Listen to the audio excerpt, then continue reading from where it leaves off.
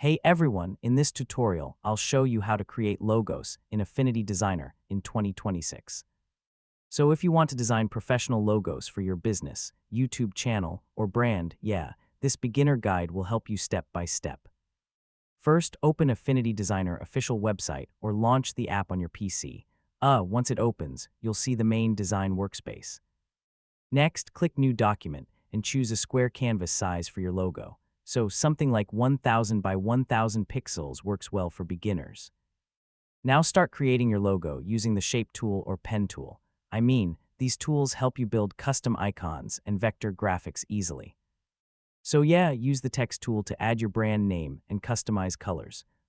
Choose clean fonts and simple color combinations for a professional look.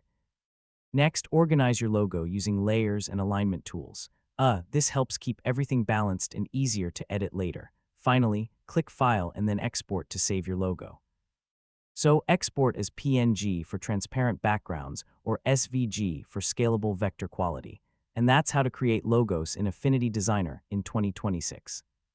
Once you learn the basic vector and text tools, designing professional logos becomes much easier. If this guide helped you, feel free to check out more graphic design tutorials.